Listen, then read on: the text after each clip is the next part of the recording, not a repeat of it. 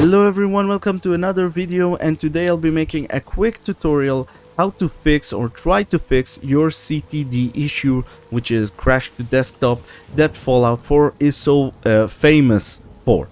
Fallout 4 is one of the most modded games in gaming history, perhaps the most modded one. It has billions of downloads on Nexus alone, and hundreds, tens of thousands, if not hundreds of thousands, of mod files available to download. So it's only natural that the people playing the game will play it with plenty of mods, or at least want to play it with plenty of mods that add a lot of content to the game. However, the game itself, or more like the game engine, is entirely unsuited to play with plenty of mods. It is barely suited to playing the game in vanilla without any mods. So imagine adding more mods to it, making it a lot more unstable and making it a lot more prone to crashes to desktop. So I'm going to talk about two mods that helped me immensely, plus a patch from the community, and a fourth one will be a more quality of life mod. But this combination is what stopped my game from crashing every 5 minutes, and hopefully it will stop your game from crashing as well, so that you'll be able to experience Fallout 4 to its fullest, even with hundreds of mods in the background. Alright, so we are going to try and tackle the issue of crash to desktop from two main directions, the third being optional and more like a quality of life thing, but again, it helped me immensely. Anyway, so we're going to start with the most obvious route, and that is bug fixing. If it's bug fixing you're after, the unofficial Fallout 4 patch is what you need. This is probably the most longest running project for Fallout 4 ever that is made by the community.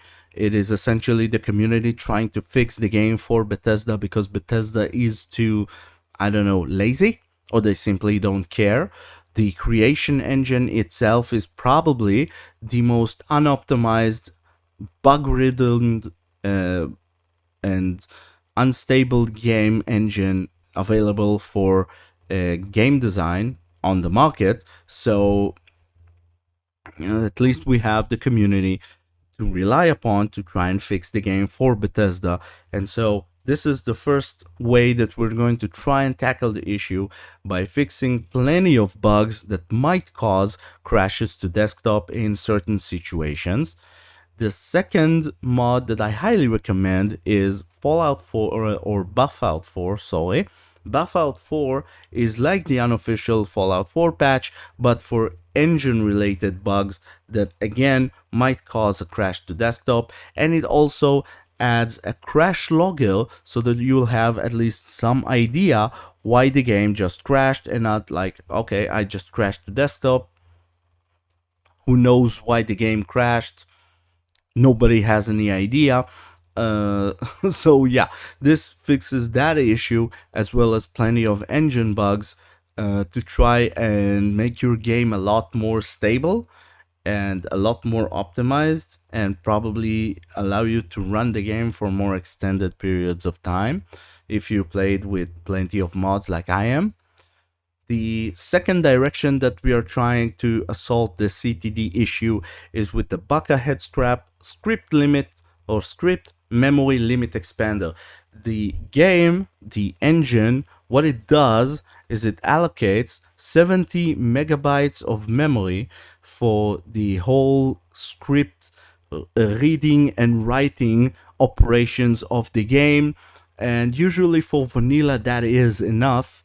But this is again Bethesda and their short-sighted view, or like they have I don't really think they didn't know that the game is going to be heavily modded by the community, and yet they created an engine that simply does not support it. Why? I don't know. Anyways, so what this mod does is expands that memory limit so that you'll be able to add plenty of mods that are script heavy, like Sim Settlements, America Rising, other mods like it that require lots of scripts, that add lots of things into the game, where the game constantly needs to read and write scripts in the background.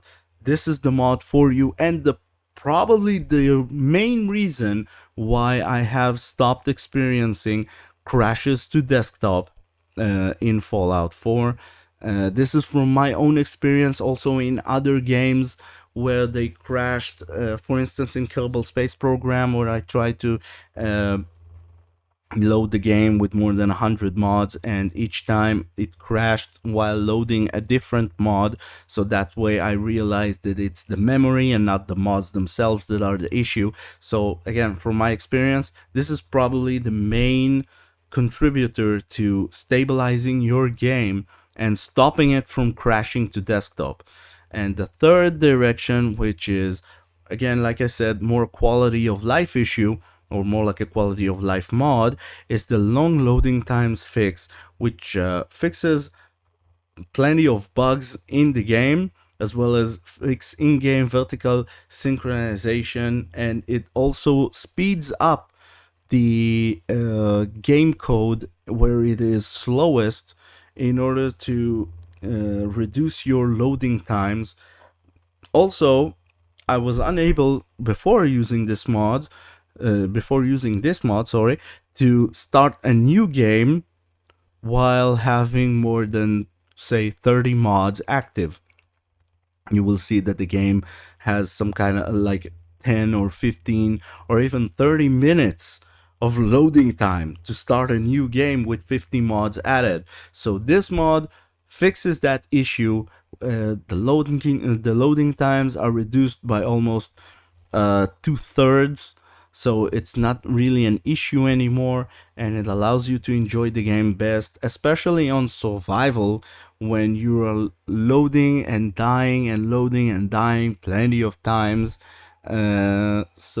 Also, from what I understand, without this mod, there are issues with loading that might cause to crashes to desktop if you die and load your game too many times. Again, it's an unstable, bug-ridden, unoptimized game. So there you have that. Anyways, I just wanted to show you what I am running with my game. This is my Vortex plugin list. And as you can see, all of these mods are currently active, including sim settlements, add-ons to sim settlements, robot defense, Project Empire. You have plenty of mods here, 118 to be exact, that are running in the background. And I haven't, since I started using these mods, I haven't experienced a crash to desktop. Maybe once in 2 weeks, something like that. I was even able to play the game, leave it in leave it running, sorry, while I went doing off to work. I came back after several hours. I went to sleep. I did not touch the game. Then I woke up and started playing the game, and it played fine and it did not crash. So these 3 mods really helped stabilize and optimize the game enough for me to run with 118 mods in the background, which is what I always wanted for Fallout 4. So if you also wanted this, then now you have the tools to do so.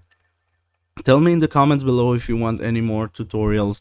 Tell me also if you want me to go and a video about my mod list where I explain what are the mods that I highly recommend in certain categories. I will do so gladly. Like and subscribe if you haven't already, and you reach that point, at this point, and you haven't already. I would greatly appreciate it, and I will see you in the next video.